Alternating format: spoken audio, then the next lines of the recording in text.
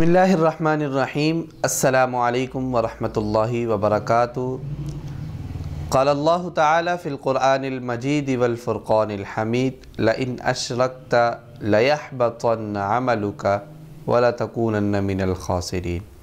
سامعین و ناظرین، رمضان المبارک ٹرانسمیشن میں گزشتہ ویڈیو میں اعمال کی قبولیت کے حوالے سے 2 شرائط آپ کے سامنے پیش کی تھی۔ آج کی اس ویڈیو میں انشاءاللہ العزیز اسی عنوان پر چند گزارشات آپ کے سامنے پیش کروں گا۔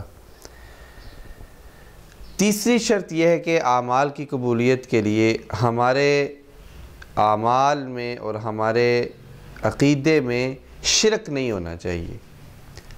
اگر کسی بھی لحاظ سے شرک شامل ہو گیا ہے تو اس شرک کی وجہ سے اللہ تعالیٰ ہمارے سارے نیک اعمال کو ضائع کر دیں گے۔ اللہ تعالیٰ نے قرآن کے اندر کہا ہے لئن اشرکت لیحبطن عملک ولتکونن من الخاسرین۔ اگر آپ شرک کریں گے تو آپ کے سارے اعمال ضائع ہو جائیں گے اور آپ خسارہ اٹھانے والوں میں سے ہو جائیں گے، یعنی کہ نقصان آپ کو ہوگا۔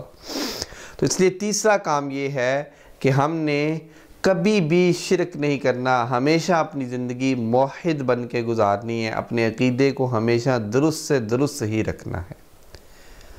چوتھی بات یہ ہے کہ ہم نے اپنا ہر عمل رسول اللہ صلی اللہ علیہ وآلہ وسلم کے طریقے کے مطابق کرنا ہے۔ نبی صلی اللہ علیہ وسلم ہی ہمارے رہنما، ہمارے رہبر، ہمارے قائد ہیں، اور آپ صلی اللہ علیہ وآلہ وسلم کی تعلیمات پر عمل کرنا ہی ایک مسلمان کے لیے لازم ہے۔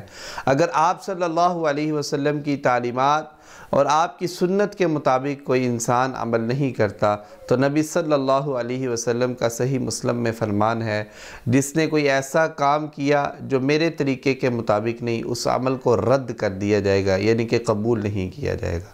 تو چوتھا کام یہ ہے سامعین و ناظرین، میں نماز پڑھوں، میں روزہ رکھوں، میں زکوٰۃ دوں، میں حج کروں، میں ذکر الہی کروں، میں قرآن کی تلاوت کروں، وہ نبی صلی اللہ علیہ وآلہ وسلم کے طریقے کے مطابق ہونا چاہیے۔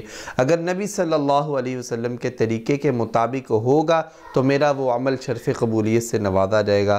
اگر آپ صلی اللہ علیہ وسلم کی سنت کے مطابق نہیں ہوگا تو اس عمل کو قبول نہیں کیا جائے گا۔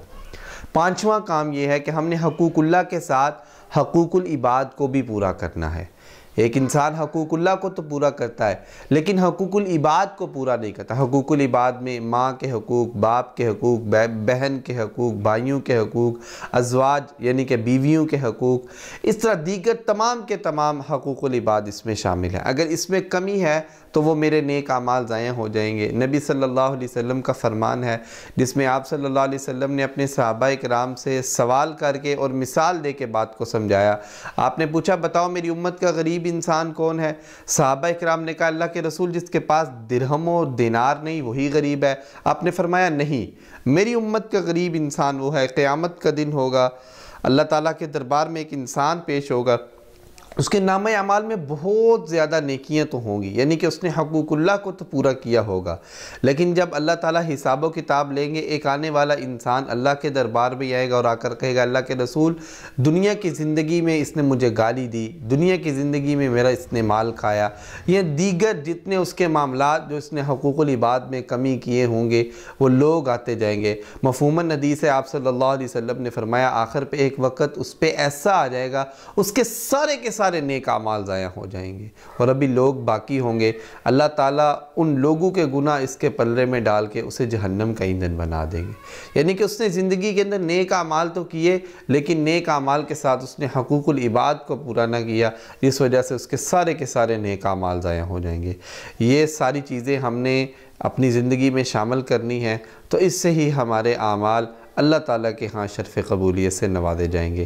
میری اس ویڈیو کو لائک اور شیئر کیجئے گا اور رمضان المبارک ٹرانسمیشن میں میرے ساتھ رہیے گا ہر روز ایک نئے پیغام کے ساتھ۔